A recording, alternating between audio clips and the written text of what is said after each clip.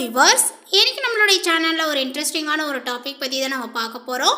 இன்றைக்கி நம்ம எதை பற்றி பார்க்க இருக்கோம் அப்படின்னா, மார்ச் 13ஆம் தேதி அன்று நிகழ இருக்கக்கூடிய இந்த பௌர்ணமி நாளில் பார்த்திங்கன்னா சில முக்கிய கிரக மாற்றத்தினுடைய பயிற்சிகளானது ஏற்படுதுங்க.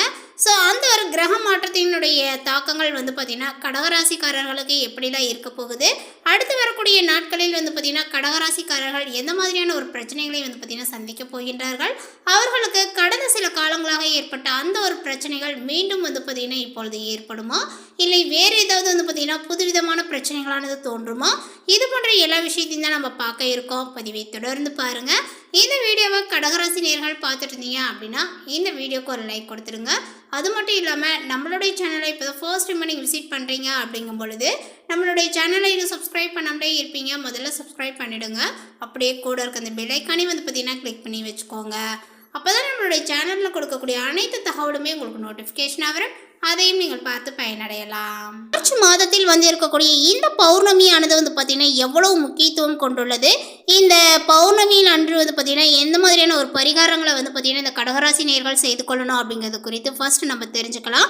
அதற்கப்புறமாக இந்த கடகராசி நேயர்களுடைய வாழ்க்கையில் என்னென்னலாம் விஷயங்கள்லாம் நடக்க போகுது, இந்த கிரக மாற்றத்தினுடைய ஒரு தாக்கங்கள் பார்த்திங்கன்னா இவர்களுக்கு எப்படிப்பட்ட பலன்களை கொடுக்க போகுது அப்படிங்கிறது குறித்து எல்லாமே நம்ம டீட்டெயிலாக பார்த்து தெரிந்து கொள்ளலாம். ஒவ்வொரு மாத பௌர்ணமியுமே ஒவ்வொரு குறிப்பிட்ட நட்சத்திரத்தில் தோன்றும். அந்த வகையில் மாசி மாதம், அதாவது மார்ச் 13ஆம் தேதி அன்று வரக்கூடிய பௌர்ணமி மிக மிக விசேஷமானதுங்க. மாசி மாதத்தில் வரக்கூடிய மகம் நட்சத்திரத்தன்று பௌர்ணமி திதியானது தோன்றுகிறது. எனவே பௌர்ணமி அன்று சிவபெருமானை வழிபடுவதோடு மட்டுமல்லாமல் கேதுவினுடைய தெய்வமான விநாயகரையும் வழிபடுவது ரொம்ப சிறப்பானதுங்க. ஆனால் இந்த ஆண்டு பௌர்ணமி பார்த்திங்கன்னா மகம் நட்சத்திரம் முடிந்த பின்னர் பூர நட்சத்திரத்தில் தோன்றுகிறது.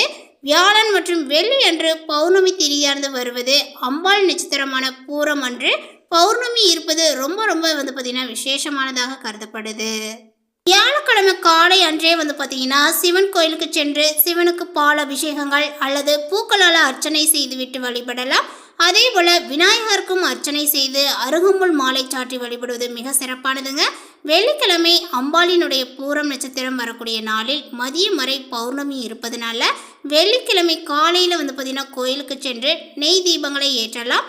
அம்பாளுக்கு அபிஷேகங்கள் அர்ச்சனைகளை பார்த்திங்கன்னா நீங்கள் செய்யலாம்.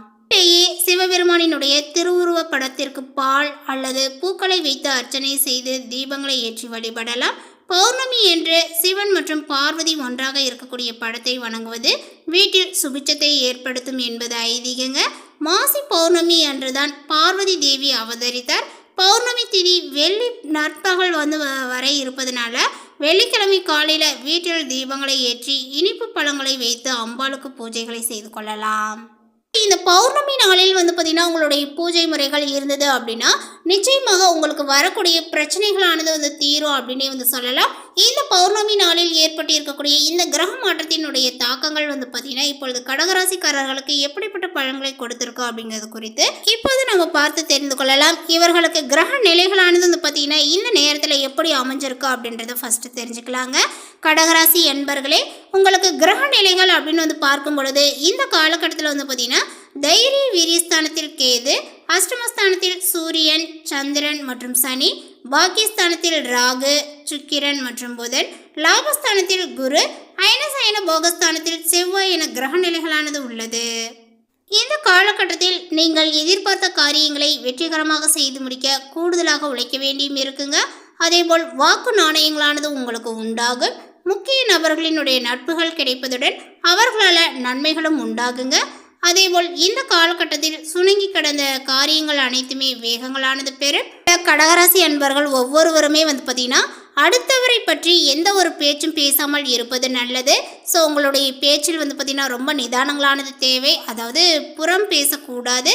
தொழில் வியாபாரங்கள் தொடர்பாக கடுமையாக உழைக்க வேண்டியும் இருக்கும். உழைத்த உழைப்பிற்கு ஏற்ற பலன்களானது பார்த்திங்கன்னா கிடைக்குங்க. பயணங்கள் செல்ல நேரிடலாம். தொழில் வியாபாரங்கள் பற்றிய விஷயங்களில் பார்த்திங்கன்னா நேரடி கவனங்களானது உங்களுக்கு தேவையான பணமானது தக்க நேரத்தில் உங்களுக்கு கிடைக்கும் அப்படின்னு சொல்லலாம். உத்தியோகத்தில் இருப்பவர்கள் மிகவும் கவனமாக எதையுமே செய்வது நல்லது. வீண் அலைச்சல், வேலை பளு ஆகியவை இருக்குங்க. உங்களுக்கான அங்கீகாரங்களானது இப்பொழுது கிடைக்கும். குடும்பத்தில் கணவன் மனைவிக்கிடையே திடீர் கருத்து வேற்றுமைகளானது தோன்றி மறையும். ஆனாலுமே குடும்பாதிபதியினுடைய பாதசார சஞ்சாரத்தினால ஒற்றுமைகளானது அதிகரித்து காணப்படுங்க. பிள்ளைகளுக்காக பாடுபட வேண்டியதாக இருக்கு. ஒரு நல்ல குறிக்கோளுக்காக புண்ணிய பயணங்கள் செய்ய வேண்டியதாக இருக்குங்க. ஆடம்பர பொருட்கள், வீட்டிற்கு தேவையான பொருட்களை வாங்குவதன் மூலமாகவே செலவுகளும் உங்களுக்கு உண்டாகும். பெண்களுக்கு கொடுத்த வாக்கை காப்பாற்றக்கூடிய முயற்சிகளில் வெற்றியும் பெறுவீர்கள் அப்படின்னே சொல்லலாம். அடுத்தவர்களை பற்றி எந்த பேச்சும் பேசாமல் இருப்பது நல்லது. கலைத்துறையினர் மிகப்பெரிய உதவிகளை செய்து பாராட்டுகளை பெறுவார்கள். மேலிடத்திலிருந்து உங்களுக்கு சந்தோஷமான செய்திகளானது வந்து சேருங்க. வெளியூர் பயணங்களானது மேற்கொள்வீர்கள். அரசியல் துறையினருக்கு படிப்படியான வளர்ச்சியும் இப்பொழுது காணலாம்னு சொல்லலாம். அதேபோல் வருமானங்கள் நன்றாக இருக்கும், செலவுகளும் அதிகமாகும்.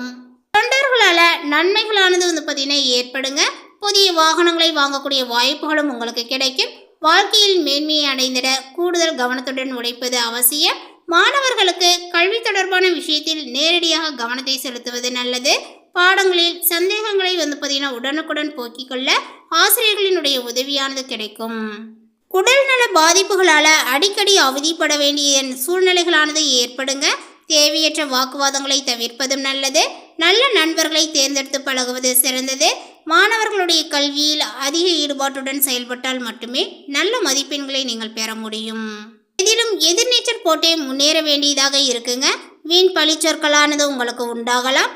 தேவையற்ற இடமாற்றங்களால் அலைச்சல்களானது அதிகரிக்கும். சொகுசு வாழ்விலும் பாதிப்புகளானது ஏற்படும். ஆனாலுமே எதையுமே எதிர்கொள்ளக்கூடிய பலங்களானது உங்களுக்கு உண்டாகும். உடல் ஆரோக்கியத்தில் நீங்கள் அதிக கவனத்தை எடுத்துக்கொள்வது நல்லது. பணவரவுகள் ஏற்ற இறக்கமாக இருக்கும்.